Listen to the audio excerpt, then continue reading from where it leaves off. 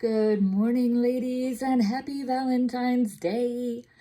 Happy dreaded Valentine's Day for those that hate Valentine's Day. Happy Valentine's Day for those who love Valentine's Day. The older I get, the more I realize that Valentine's Day should be used and celebrated as a love yourself day, as well as spend time with the person that you are in love with. So I just wanted to bring up a few things that have been on my mind. The older that I get, the more I pay attention to these things, and I've been trying to grow myself. As many of you know, I've been on a journey to better myself. And the more I take care of myself and the more that I conquer my demons, the better my entire life is and everything around me. So I wanted to point out that in marriage, we need to remember that the person that we are with is the person that we feel the safest with. So in other words, when we act a fool around our spouse or with our spouses, it's because we feel safe enough to expose our vulnerability. And we need to remember that when we come up against difficulties in a relationship. The reason that we're brought together according to God's word is because, you know, we find that closeness with another broken person, and together we bring that out and we are comfortable with that person. So we might act a fool, or that person might trigger something that we need to work on. And we need to remember that, you know, we have our own issues. So many times, you know, someone might do something, especially your spouse or significant other. They might do something, and it's not necessarily what they have done that, you know, that reflects on them or makes you feel a certain way towards them. It very well could be that they did something that just might have triggered an unpleasant feeling or memory from maybe childhood or a past relationship or something, and it puts you all in this crazy place. And many times, you know, instead of taking it out on that person, that feeling, that rage, the fear, whatever it is that it brings up in you, instead of taking it out on that person, we need to start paying attention to where those feelings are coming from, where they stem from. So in other words, you know, if someone tells you, you know, say your spouse says to you one day, well, I'm not happy with the way that you're doing this. I really feel like, you know, you need to be doing this, or you need to be doing that. Or sometimes it's even just, hey, by the way, do you think maybe you can do this instead of that?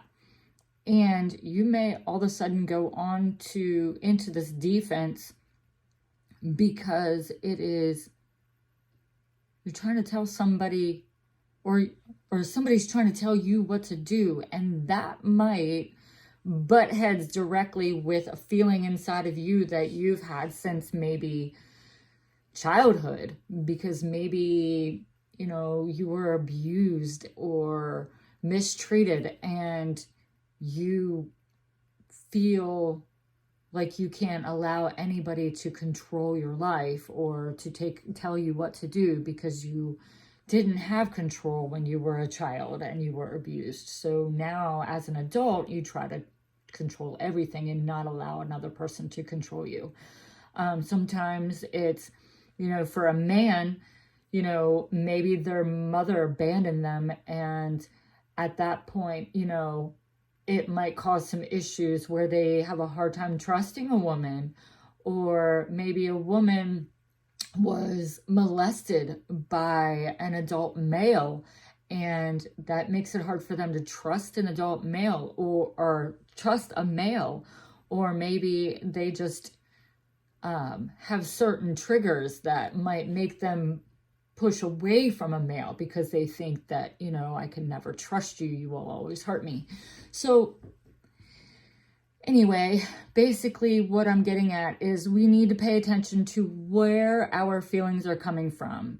Where does this stem from? Why do I feel like this? Why am I triggered? Why am I feeling like I just want to choke the life out of you right now? I mean, seriously, that's what happens some days. So, but as I get older, I realize, like, trace it back, like, look at it. Okay. Like, is this really something that is detrimental and I should be having a meltdown over it? Or is it something that